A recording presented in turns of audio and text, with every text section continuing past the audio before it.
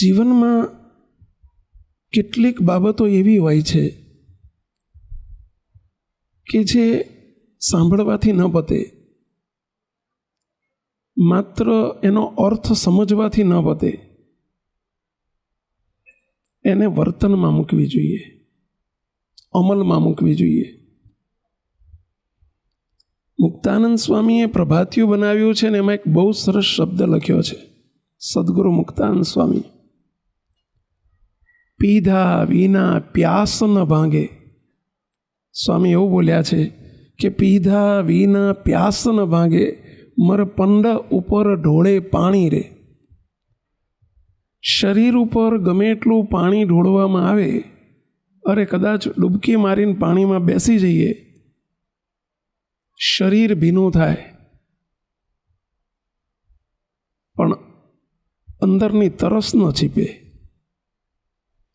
એ તરસ છીપવા માટે તો ફરજિયાત અમારે સંતોને કે તમારે કોઈને પણ જેણે તરસ છીપવાવી છે એણે પાણી પીવું જ પડે.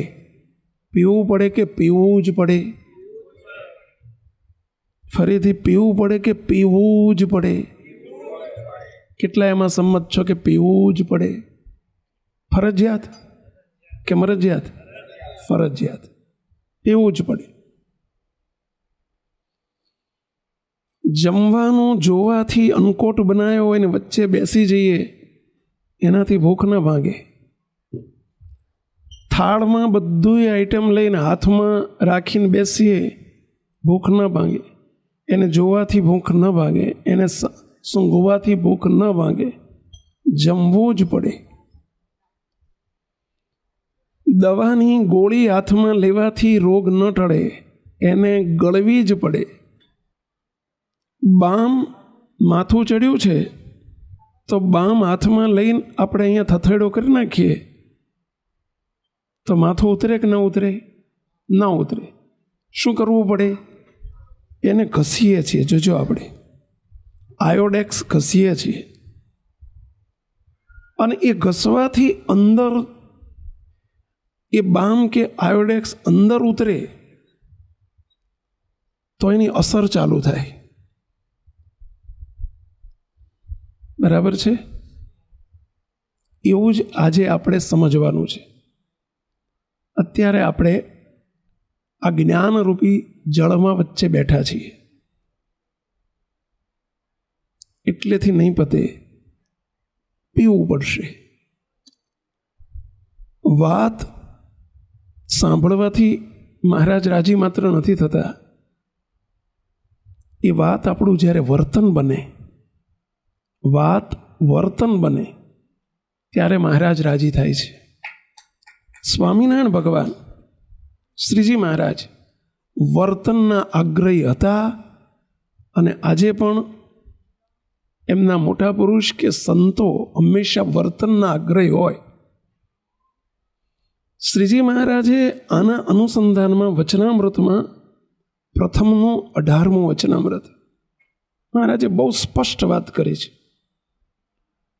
મહારાજ કે 4 વેદ, 6 શાસ્ત્ર, 18 પુરાણ, ભારતાદિક ઇતિહાસ, જગતભરના શાસ્ત્રો વાંચવે કરીને, એના અર્થને સમજવે કરીને, એને જાણવે કરીને, અરે બીજાને સમજાવે કરીને પણ મુક્ત થવાતું નથી. એ પ્રમાણે વર્તવે કરીને જ મુક્ત થવાય છે. મુક્ત થવું એટલે માયાથી મુકાઈ જવું અને ભગવાનની સાથે જોડાવું, એને મુક્ત થયા કહેવાય. એ ક્યારે થાય? તો સાંભળવાથી ન થાય, વાંચવાથી ન થાય, એને વર્તવાથી થાય છે. આજે આપણે એવી જ વર્તનની થોડીક વાત કહેવી છે કે જેમાં આપણી કંઈક કચાશ રહી જતી હોય તો અવશ્ય ટાળવાનો પ્રયત્ન કરજો, એવી 2 હાથ જોડીને વિનંતી કરું છું. અને તો ટળાશે, એ તો ટાળવાનો પ્રયત્ન થશે. તો આપણે બધા નાના હતા ત્યારે ખાસ કરીને તમે બધાએ આવો અનુભવ કર્યો હશે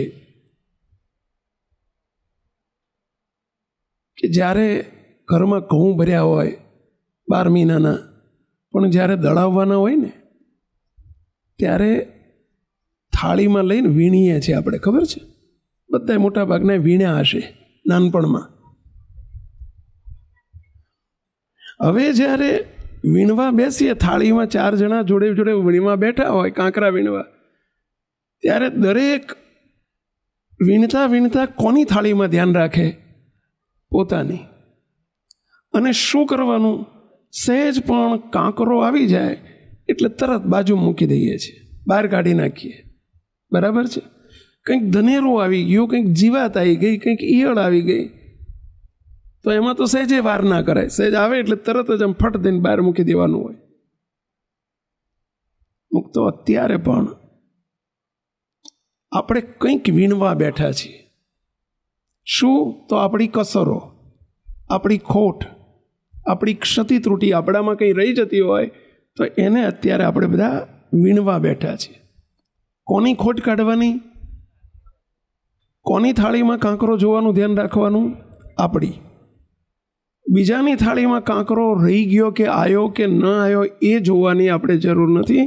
આપણે આપણી થાળીમાં જોતા રહો. આપણી થાળી એટલે આપણું જીવન, કે આપણામાં ક્યાં કસર છે, અને એને જીવાતની જેમ, કાંકરાની જેમ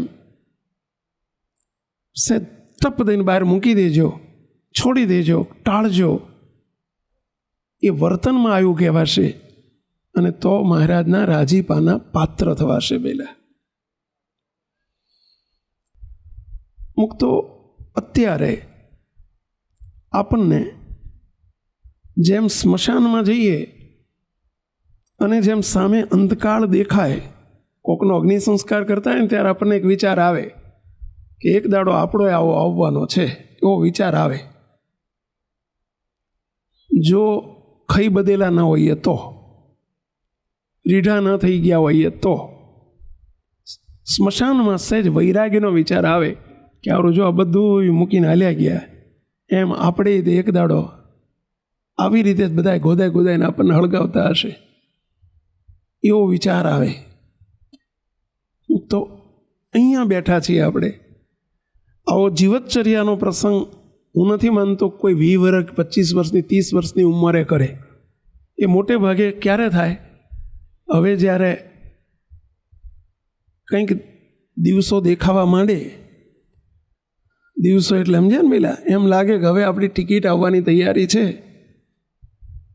એટલે આવો જીવતચર્યાનો પ્રસંગ થતો હોય.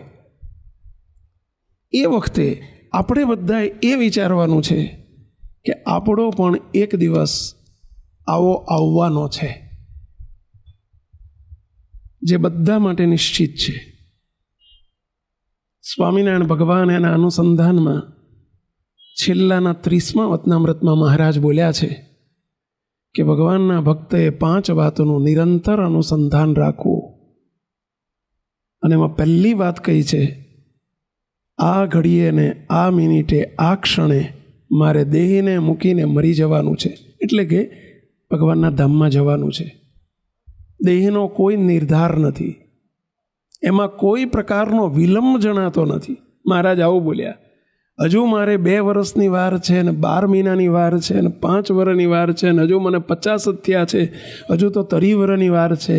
મહારાજે ના પાડી છે કે આ વિલંબ જણાયો કહેવાય.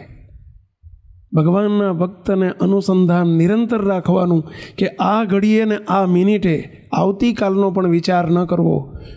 બી રેડી, તૈયાર રહો કે આવતીકાલે નહીં, આજે જ આપણા દેહનો કોઈ નિર્ધાર નથી, આજે જ મારે દેહ મૂકીને ચાલ્યા જવાનું છે. એવો વિચાર આપણને ભગવાનના ભક્ત તરીકે રહેવો જોઈએ, એવું મહારાજ વચનામૃતમાં બોલ્યા છે. ભલે શરીર સ્વસ્થ હોય, તંદુરસ્ત હોય, બધુંય સરસ, આંખોએ કામ કરતી હોય ને કાને કામ કરતા હોય ને હાથ પગે કામ કરતા હોય, તો એ ભક્ત તો એ ખરો કે જેને નિરંતર અનુસંધાન રહે કે હમણાં જ ભગવાન મને લઈ લેશે તો મારે મારું ખાતું એવું ક્લિયર રાખવું છે કે ક્યાંય કોઈ સ્ટે ના આવી જાય. કોઈ લોચો રહેવા દેવો નથી. આ વિચાર ભગવાનના ભક્તને અવશ્ય જોઈએ, અને એનું નામ જ ભક્ત. અને જો આવો વિચાર રહે તો નિરંતર તૈયાર જ હોય. ભગવાનના ભક્તને મૃત્યુ મંગળ લાગે. જગતનો જીવ દુઃખી થઈ જાય, એને મરવું ગમતું નથી કોઈને આ લોકોમાં, પરંતુ ભગવાનના ભક્તને એને મંગળ લાગે કે મહારાજ જ્યાં રાખે ત્યાં. ભગવાનના ભક્તને તો 2 હાથમાં લાડુ છે. જીવ તે લાખનો, મુવે હવા લાખનો. અહીંયા ચોરમાનો લાડુ છે, અને દેહ મૂકી જાય પછી ભગવાન પોતાના ભક્તને પોતાની મૂર્તિમાં રાખી લે, મગજનો લાડુ છે. પરંતુ એ ત્યારે થાય કે આપણી 3 બાબતોની કસર. બધાને વિનંતી કરું છું કે બધી કસરો કદાચ મહારાજ માફ કરશે, પરંતુ આ 3 પ્રકારની જે કસર છે એમાં મહારાજ ક્યારેય માફી આપતા નથી. માફી આપતા એનો અર્થ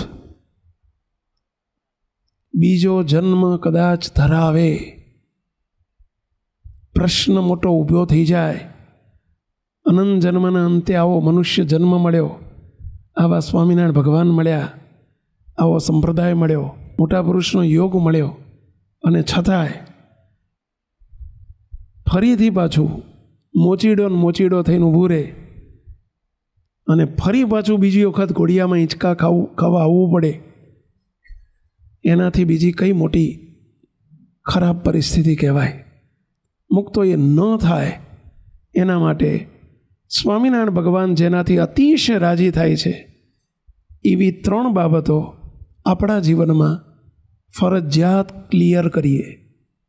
જેમ કોઈને વિદેશ જવું હોય તો વિદેશ જવાનો વિચાર આવે એટલે એને સૌ પ્રથમ પાસપોર્ટ કઢાવવો પડે.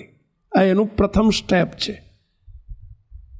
જેને વિદેશ જવું હોય, સંતોને જવું હોય, તમારે જવું હોય, બાપાને જવું હોય, છોકરાને જવું હોય, છોકરાના છોકરાને જવું હોય, તોય તે એણે પહેલો પાસપોર્ટ કઢાવવો જ પડે, ફરજિયાત છે. આ વિધિની શરૂઆત થઈ કહેવાય. અને પાસપોર્ટ કઢાવ્યા પછીનું બીજું સ્ટેપ છે વિઝા લેવા. એ દેશની પરમિશન, એને વિઝા કહેવાય. ઓસ્ટ્રેલિયા જવું હોય તો ઓસ્ટ્રેલિયાના વિઝા લેવા પડે. સીધું અહીંની જેમ આપણે કડીની બસ આવીને બેસી ગયા અને કડી ઉતરી ગયા, એવું કંઈ વિદેશમાં નથી ભયલા. એમ આપણા માટે વિદેશ એટલે ભગવાનનું ધામ, ભગવાનની મૂર્તિ, પ્રભાવ, એમાં જેને જવું હોય એણે વિઝા લેવા પડે જ. અને એ વિઝા માટેની 3 શરતો છે. આ 3 શરતોમાં એક પણ શરત જો બ્રેક થાય, ભંગ થાય, તો મહારાજ એને ધામમાં પહોંચવાના વિઝા આપતા નથી. આ એક સનાતન સત્ય છે. આ વચનામૃતનું તારણ છે. મોટા મોટા સંતોના અભિપ્રાયોનું તારણ છે, જે બધા માટે ફરજિયાત છે.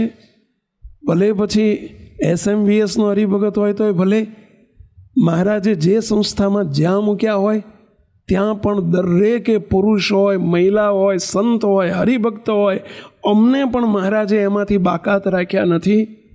સંતોએ કે હરિભક્તોએ પણ આ 3 વાતનું, 3 શરતોનું પાલન કરવું ફરજિયાત છે. જો ભગવાનના ધામના, મૂર્તિના સુખના વિઝા જોતા હોય તો આને આ જન્મે છેલ્લો જન્મ કરીને ભગવાનના સુખે સુખિયા થવું હોય એણે આ 3 શરતો ફરજિયાત છે. એ શરતો આપણામાં કંઈક કસર હોય તો મુક્તો નિવારજો, ટાળજો. તટસ્થ ભાવે આ વાત સાંભળજો, ગંભીરતાથી આ વાતની નોંધ લેજો, એવી બધા મુક્તોને વિનંતી કરું છું. જે ફરજિયાત છે કરવું જ પડે. કેટલીક વસ્તુ મરજિયાત હોય, ન કરો તો ચાલે, પણ ફરજિયાત છે કરવું જ પડે. ઘરની અંદર તમે જુઓ તો ફર્નિચર વધુ ઓછું લાવો ને મરજિયાત છે. બંગલો કર્યો ને કદાચ વેત ઓછો છે ને કદાચ મોડું કરો 12 મહિના 2 વર્ષ ફર્નિચરનું, હાલે. ચાલે કે ના ચાલે? પહેલાં ચાલે. પરંતુ તમે એમ કહો 12 મહિના પછી નળ મૂકીશું, એ ના ચાલે. એમ કહો કે આપણે અઠવાડિયા પછી 15 દાડા પછી ચલો વોશરૂમ તૈયાર કરશું, વોશરૂમ એટલે સંડાસ બાથરૂમ તૈયાર કરશું, ના ચાલે, એ પહેલે દાડે જોઈએ. ફર્નિચરમાં 2 વર્ષ ચાલે ને 5 વર્ષ ચાલે. ઘરમાં એસી નહીં હોય તો એ મરજિયાત છે, ચાલશે. પરંતુ જે અમુક કમ્પલસરી ફરજિયાત જોઈએ એ તો જોઈએ જ. એમ આમાં પણ જેને ભગવાનની મૂર્તિનું સુખ જોતું હોય, જેણે ભગવાનના ધામમાં જવું હોય, પછી અમે કે તમે જેને જવું હોય, જેને એને રાજી કરવા હોય, અત્યંત રાજી કરવા હોય, એણે આ 3 શરતનું પાલન ફરજિયાત કરવું પડે તો જ વિઝા આવે. જેમ સ્ટુડન્ટ વિઝા ઉપર જેને વિદેશ જવું હોય એણે IELTSની પરીક્ષા આપવી જ પડે છે. અને એમાં 4 સબ્જેક્ટ હોય છે: speaking, hearing, reading and writing. આ 4માં એણે જે બેન્ડ નક્કી થયા હોય 6 કે 6.5 કે 7 એ ફરજિયાત લાવવા પડે. સાચું છે આ? એમ આમાં પણ આ 3માં પૂરેપૂરા બેન્ડ લાવવા પડે, ચાલે નહીં. પહેલું જ શરત, જેને ભગવાનની મૂર્તિનું સુખ જોતું હોય એની પહેલી શરત, જેની પાસે જવું છે એની ઓળખાણ, જેને કહેવાય ઉપાસના, જેને કહેવાય નિષ્ઠા, જેને કહેવાય સર્વોપરીપણું, જેને કહેવાય સ્વરૂપ નિષ્ઠા. જે શબ્દ વાપરો તે, પરંતુ એની ઓળખાણ. મુક્તો એક આલોકમય તમારે દીકરી આપવી હોય તો પહેલાં તમે શું કરો છો? સામે ઓળખો છો. સાચી વાત છે? કોણ છે, કેવા છે, ક્યાંના છે, શું કરે છે, કમાય છે કે નથી કમાતા, બધું જુઓ છો. આ ઓળખાણ કહેવાય. એમ આપણું જીવન સોંપવાનું છે તો એની ઓળખાણ એ પહેલી ફરજિયાત છે. કે જેને પામવાના છે ભગવાન સ્વામિનારાયણ કેવા છે, જેની સર્વોપરી નિષ્ઠા ફરજિયાત જોઈએ જ. શ્રીજી મહારાજ 1-2 પ્રસંગો જોઈએ. વાતોમાં આવે છે, બાપાશ્રીની વાતોમાં 2 વાતો આવે છે.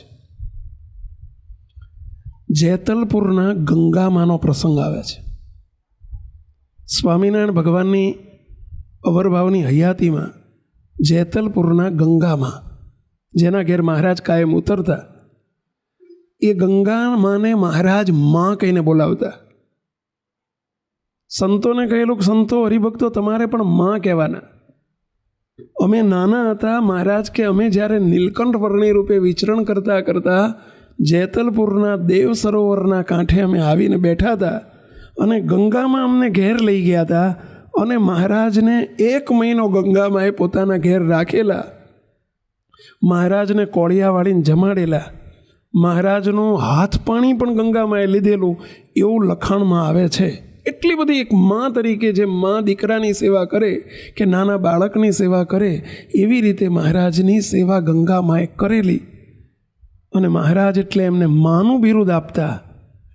મહારાજ સાથે એટલું બધું હેત હતું કે મહારાજને તકલીફ ન પડે વિચરણમાં, એટલે પોતે સગડી લઈને, મોબાઈલ કિચન, સગડીની અંદર પાછું ફરતું રસોડું તૈયાર હોય.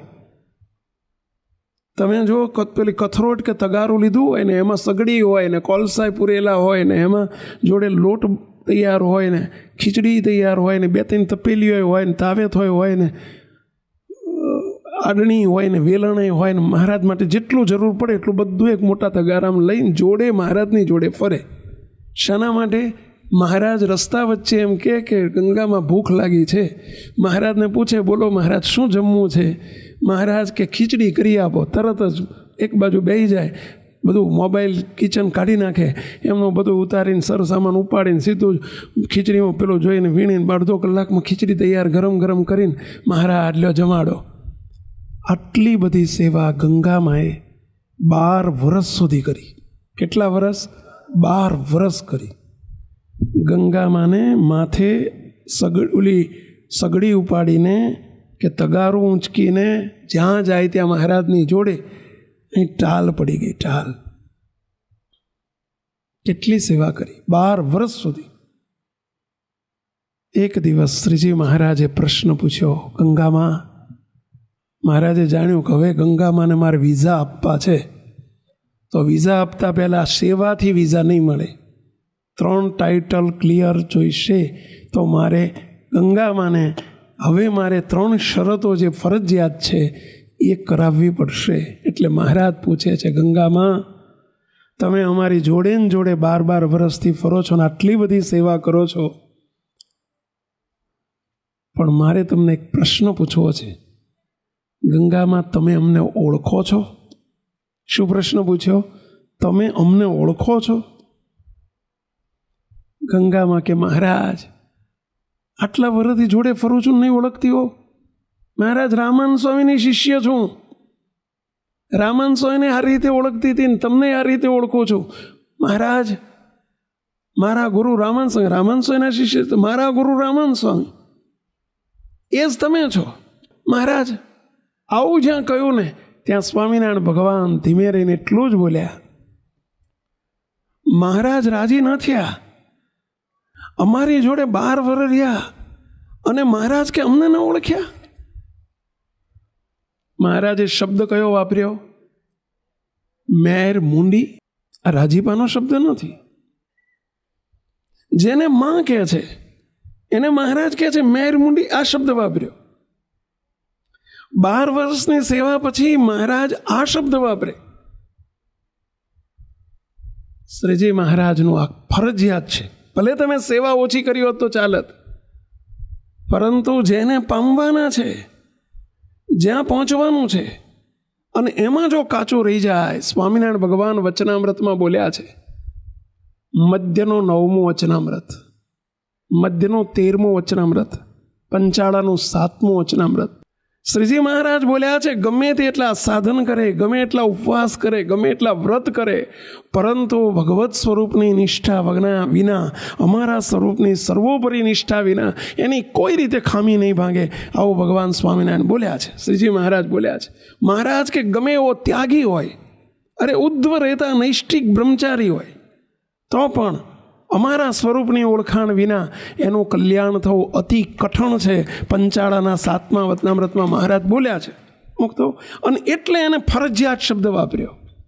આ મરજિયાત નથી. જેને ભગવાનનું સુખ જોઈતું હોય, જેણે બીજો જન્મ ટાળવો હોય, જેણે હવે ઘોડિયામાં હિંચકા ખાવા ના આવવું હોય, એને આ ફરજિયાત છે, ફરજિયાત છે, ફરજિયાત છે. મુક્તો એમાં કસર ના ચાલે. શ્રીજી મહારાજે એમના સંતોની પણ કસર ચલવી નથી. આત્માનંદ સ્વામી વચનની મૂર્તિ કહેવાતા, અને છતાંય મહારાજે 114 કે 108 પ્રકરણ જે ચાલુ કર્યા, અને 114 પ્રકરણમાં પહેલો નંબર જો કોઈનો આવ્યો હોય તો એ આત્માનંદ સ્વામીનો આવેલો. અને એ આત્માનંદ સ્વામી રામાનંદ સ્વામી વખતના શિષ્ય, અને છતાંય આત્માનંદ સ્વામીને શ્રીજી મહારાજે 125 વર્ષ સુધી ખેંચ્યું છે. એવો સંપ્રદાયનો ઇતિહાસ કહે છે કે એમને 125 વર્ષ થયા તો મહારાજ તેડવા ન આવે. રડ્યા, મહારાજ આગળ રોજ રડે, મહારાજ મારી શું ભૂલ છે તે મને તેડવા આવતા નથી.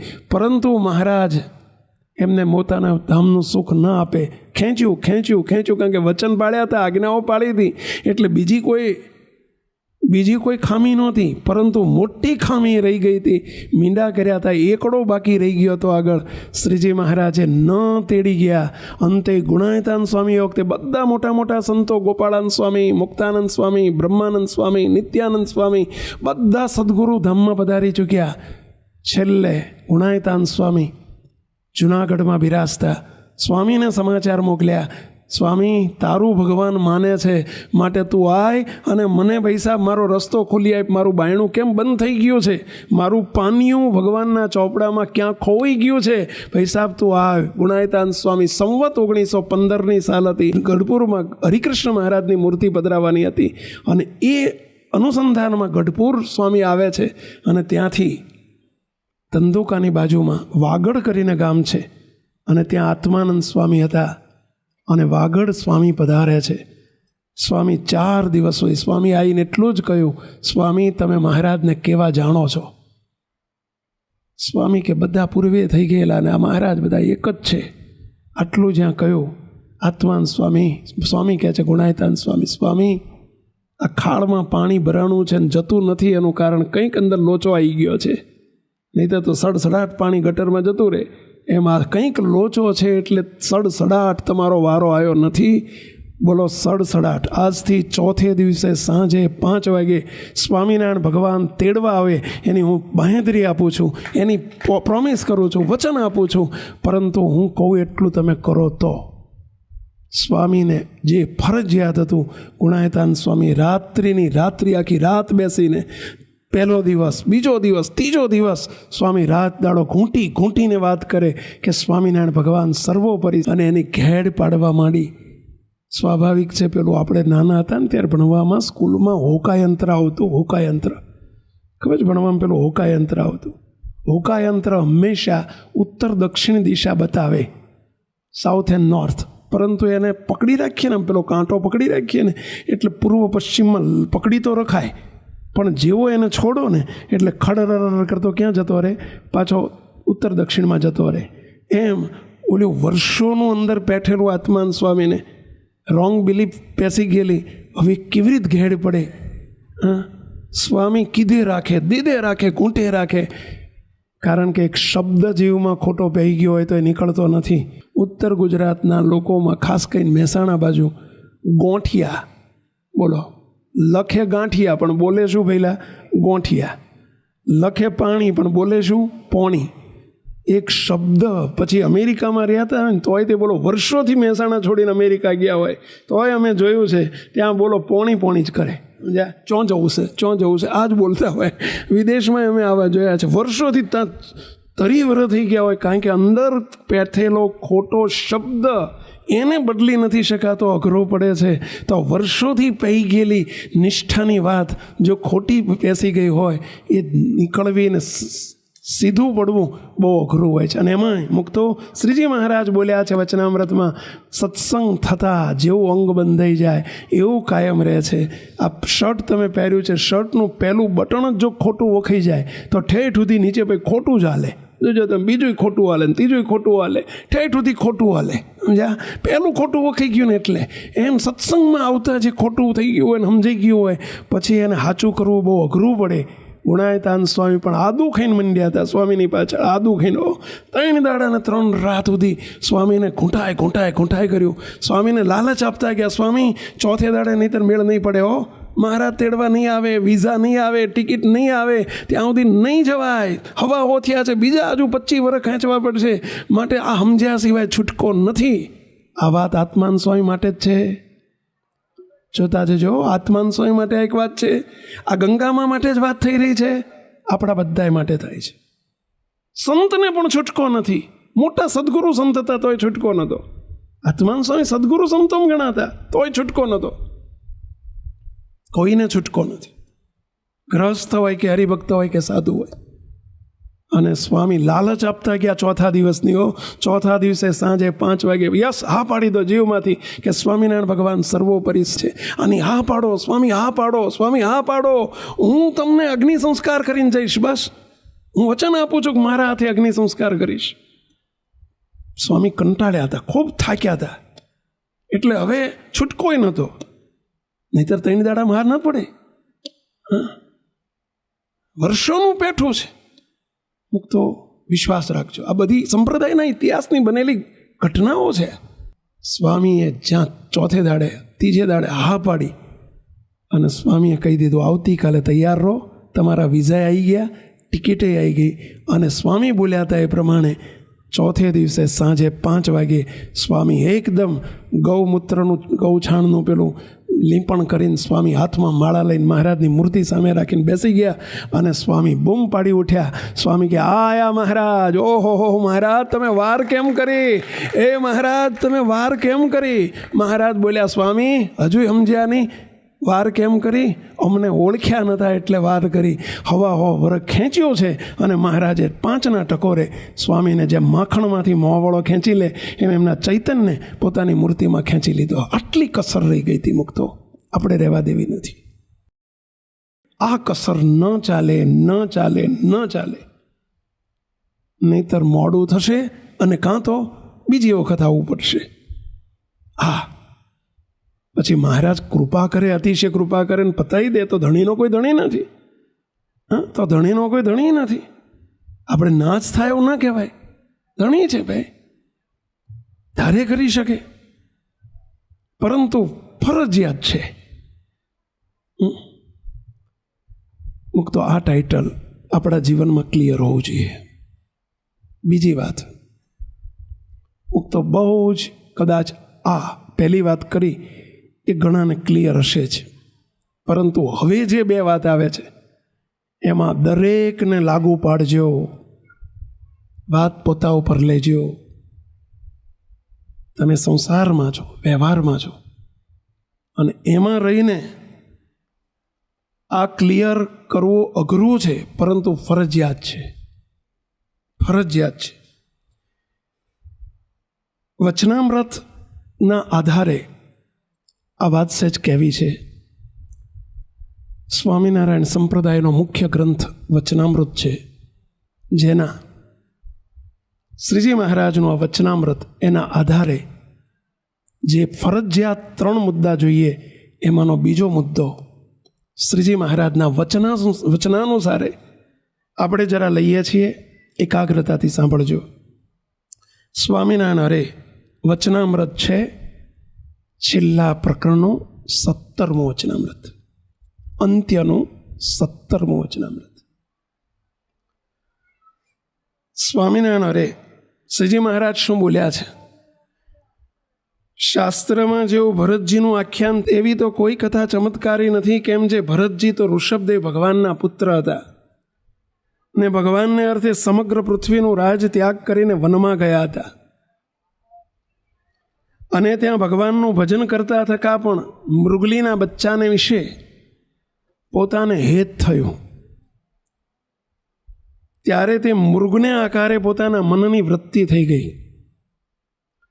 પછી એવા મોટા હતા, ભગવાનના પુત્ર હતા, એવા મોટા હતા, તો પણ તે પાપે કરીને એમને મૃગનો અવતાર આવ્યો.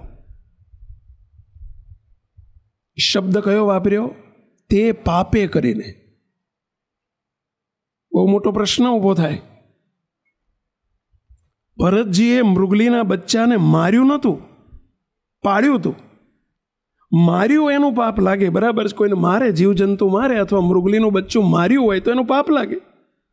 પણ ભરતજીએ શું પાપ કર્યું હતું? તો અહીંયા મહારાજ એમ બોલ્યા છે કે એ પાપે કરીને મૃગલીના બચ્ચાને માર્યું નહોતું.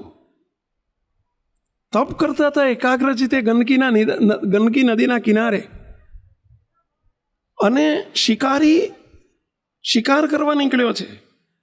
મૃગલીનું બચ્ચું જોઈને પાછળ પારધી પડ્યો છે. મૃગલીનું બચ્ચું જીવ લઈને મૃગલી જીવ લઈને નાઠી છે. મૃગલી સગર્ભા હતી, જીવ લઈને નાઠી છે. ને જ્યાં વચ્ચે નદી આવી, જીવ બચાવવા માટે એણે સાહસ કર્યું, એકદમ કૂદકો માર્યો. એટલો મોટો પટ નહોતો, પણ એને કૂદકો માર્યો, અને જ્યાં કૂદકો મારવા ગઈ ત્યાં એના ઉદરમાંથી બચ્ચું સ્ત્રવી પડ્યું. સગર્ભા હતી એટલે બચ્ચું સ્ત્રવી પડ્યું. જળમાં, પાણીમાં, નદીમાં બચ્ચું તરફડિયા મારવા માંડ્યું. તણાતું હતું, પાણી વહેતું પાણી હતું, એટલે પાણીના પ્રવાહમાં પેલું બચ્ચું તણાવવા માંડ્યું. આ દ્રશ્ય, મૃગલી પેલી બાજુ પડી, અને પડતાની સાથે જ જય સ્વામિનારાયણ, એનો દેહ પડી ગયો. હવે બચ્ચું નિરાધાર થઈ ગયું કહેવાય.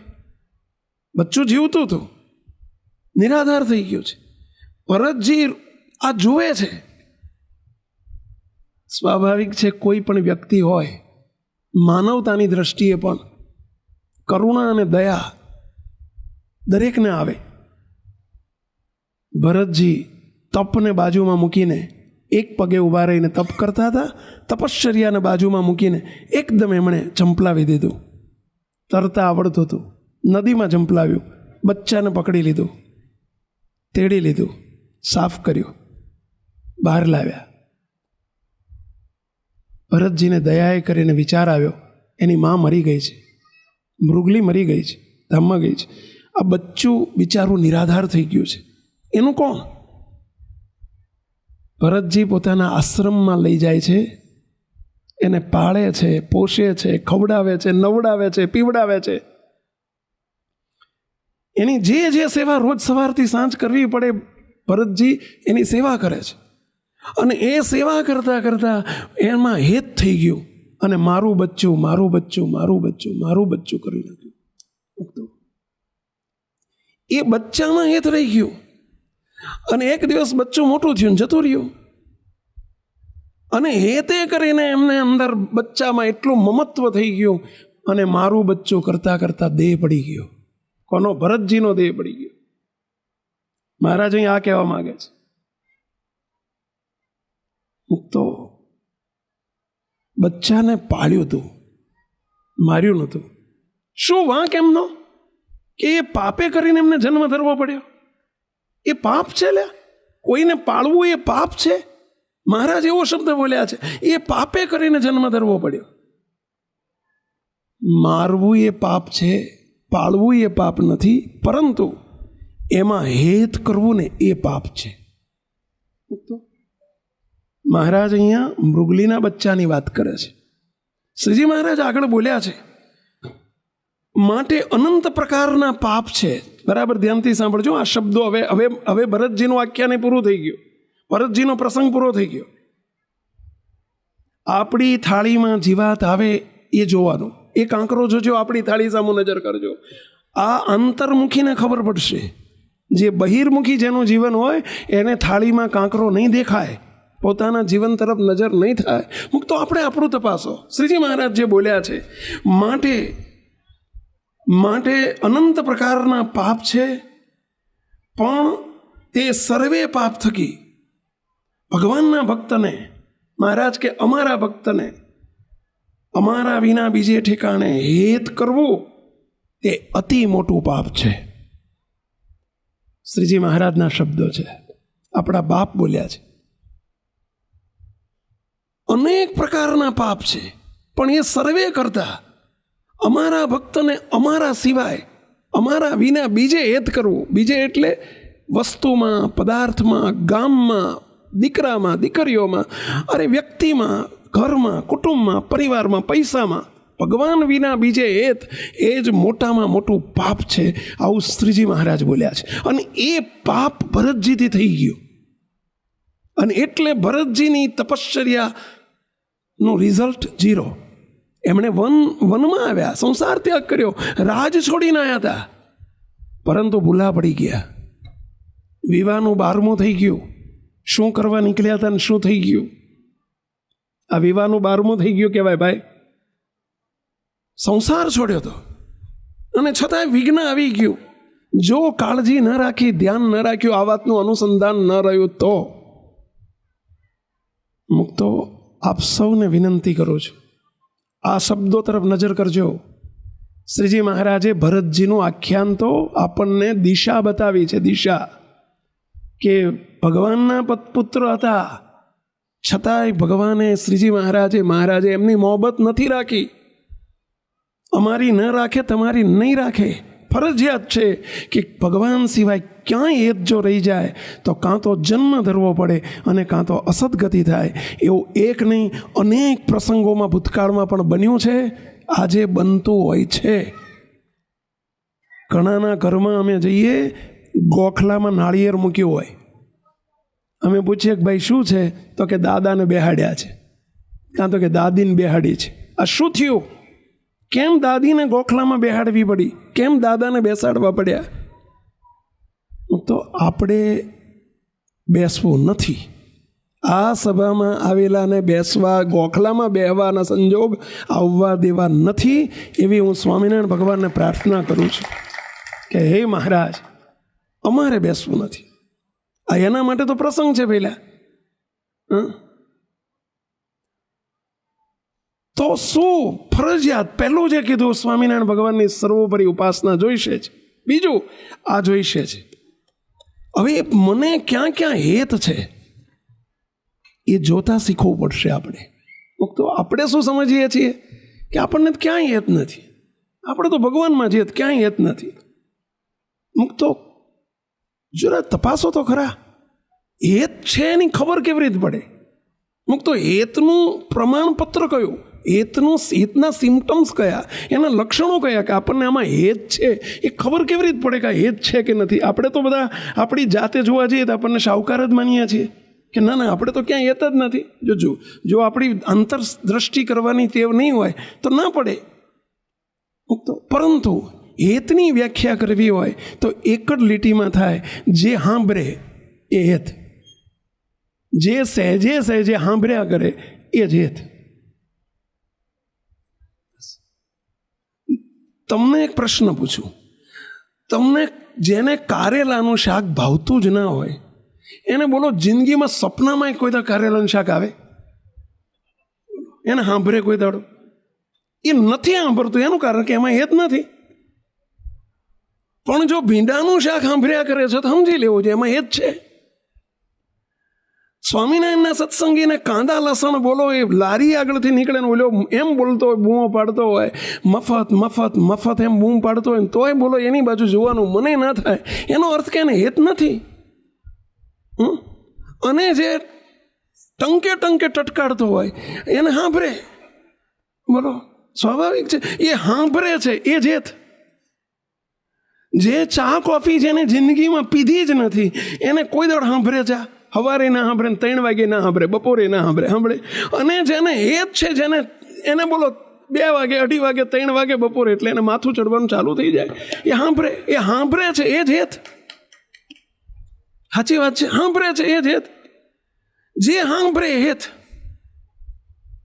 યાદ કરો, જરા વિચારજો. મુક્તો આ વાતને સાંભળવામાં ન રાખશો. આપણે આ વાતને સહેજ પણ એવોઇડ ના કરતા પ્લીઝ વિનંતી કરું છું. આ ટાઇટલ ક્લિયરની વાત ચાલી રહી છે. આપણે બીજી વખત ઘોડિયામાં આવવું નથી, આપણે ગોખલામાં બેહવું નથી. આપણે છેલ્લો જન્મ કરીને ભગવાનની મૂર્તિના સુખે સુખિયા આને આ જન્મે થવું છે એવા સંકલ્પ સાથે અમે પણ આ વાત કરીએ છીએ. તમે પણ જો એવો સંકલ્પ રાખશો તો આ વાતને ગંભીરતાથી નોંધ લેવાશે. મુક્તો ગાંધીનગરની બાજુમાં પેથાપુર કરીને ગામ છે. પેથાપુર ગાંધીનગરની પડખે જ આવ્યું. હવે તો ગાંધીનગરમાં ભળી ગયું છે. પેથાપુરના વર્ષા ખેર હતા, રજપૂત હરિભગત હતા. વર્ષા ખેર બહુ જ મહારાજની નિષ્ઠાએ પાકી હતી. માનુભાવન સ્વામી સાથે હેત હતું. માનુભાવન સ્વામી જોડે હેત હતું. મોટા સંતને સેવ્યા હતા પણ એમને સુખી હતા. એમને એક જ દીકરી હતી, દીકરો નહોતો. એક જ દીકરી. સંતાનમાં ભગવાને એક દીકરી જ આપેલી. દીકરીને પરણાવી, મોટી કરી, પરણાવી, સાસરે મોકલી. હવે 2 માણા ભગવાન ભજે. વર્ષા ખેરને અંતરમાં ધીમે ધીમે દુઃખ વધતું ગયું. જેમ જેમ ઉંમર વધતી ગઈ એમ દીકરીને સાસરે ગયા એને 10 વર્ષ થયા, 15 વર્ષ થયા, પણ દીકરીને કોઈ દીકરાનો જન્મ જ ન થયો. દીકરીને દીકરો નહીં. હવે એમને આ વાત અંદર ખૂચ્યા કરે અને એનું મનન થયા કરે, સાંભળ્યા કરે. અરે મારે તો દીકરો નહીં, મારી દીકરીને દીકરો નહીં. અરે મારે તો દીકરો નહીં, દીકરીને દીકરો નહીં. આ મનન ચાલ્યું. આ હેત. જે સાંભળે એ હેત. જો ભગવાન સાંભળે છે તો ભગવાનમાં હેત છે. બોલો અહીં બેઠા દીકરો ઓસ્ટ્રેલિયામાં રહેતો હોય, અમેરિકા રહેતો હોય, પણ એ સાંભળતો હોય તો સમજી લેવું કે આમાં હેત છે. અને કોઈ દાડ નથી સાંભળતો તો સમજી લેવું કે નથી હેત. મુક્તો જે સાંભળે છે એમાં હેત છે. હવે વર્ષા ખેરને આ અંદર ચિંતન ચાલુ થઈ ગયું, ચિંતવન ચાલુ થઈ ગયું. શાનું ચિંતવન? અરે મારે તો દીકરો નહીં, મારી દીકરીને દીકરો નહીં. અરે મારે તો દીકરો નહીં, દીકરીને દીકરો નહીં. અને એ ચિંતવન કરતાં કરતાં અંતકાળ સમય આવી ગયો. અને અંતકાળ સમય કેવો છે પેલા ખબર નથી આપણને કોઈને. અહીં બેઠેલા કોઈને ખબર નથી કે કઈ મિનિટે મહારાજ ક્યારે, કઈ મિનિટે આપણો લાઇટ બંધ થઈ જશે, ખબર નથી. ઇંગ્લિશમાં એટલે કહેવત મોટા ફિલોસોફરો કહેતા, એ death is the uncertainly certain. The death is the uncertainly certain. મૃત્યુ અનિશ્ચિત છે અને છતાં નિશ્ચિત છે. સમજ્યા? અનિશ્ચિત છે. સાચી વાત છે આ પેલા. ચલો આમાંથી કોઈને ખબર હોય તો આંગળી ઊંચી કરજો કે આપણે 2 દિવસ પછી જવાનું છે. ખબર છે કોઈને? મુક્તો અને જવાની ખબર પડે તો આપણે જઈએ એવા જ બોલો હંતાઈજી આ તો બોચી ચાલીને ભગવાન લઈ જાય. આપણું હાલતું નથી એટલે. બાકી મરવું કોઈને ગમતું નથી. આ વિડીયો જો આપને પસંદ આવ્યો હોય તો તેને લાઈક કરો અને શેર કરો. અને હા, આવા જ લેટેસ્ટ વિડીયો મેળવવા માટે SMVS કથા ચેનલને સબસ્ક્રાઇબ કરવાનું અને બેલ આઇકોન પર ક્લિક કરવાનું ન ભૂલતા હો.